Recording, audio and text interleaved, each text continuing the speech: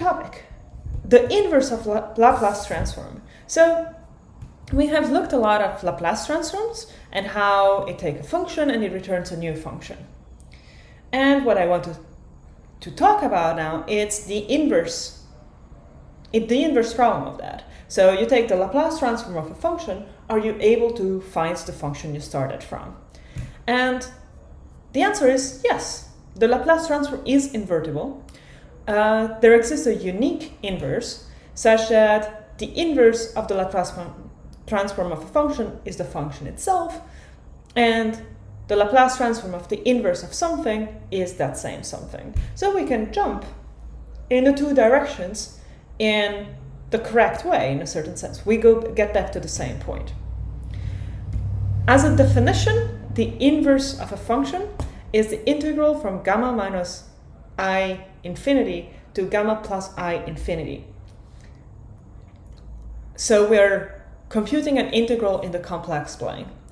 This formula is nasty. We're never going to be using it.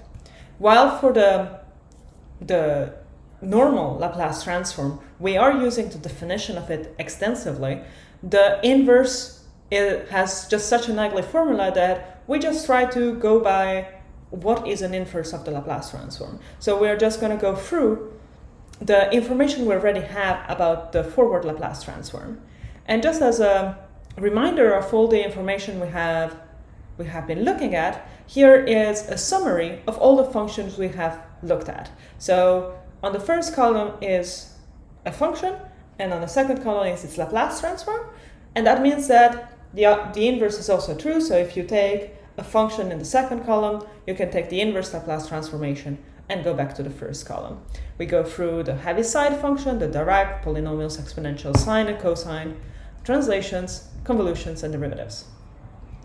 So that's quite cumbersome, because what we'll have to do is every time trying to figure out, when we're doing the inverse Laplace transformation, which one of these elements we can use to come back to the value that we're interested in. Let's make some examples about this.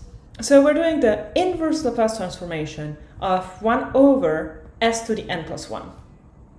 And we know that the Laplace transformation of t to the n is n factorial over s n plus 1.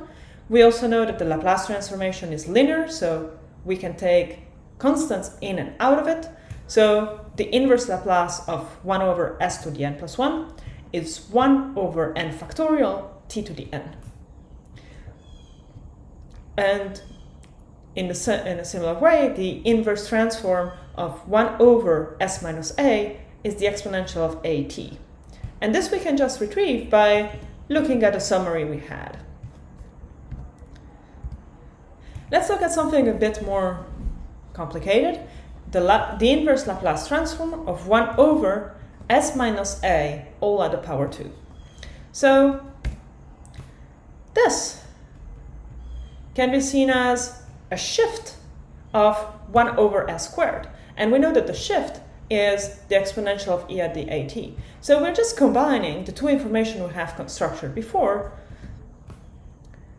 and the shift to retrieve the final information that the Laplace transform, the inverse Laplace transform of 1 over s minus a at power 2 is t times exponential of at.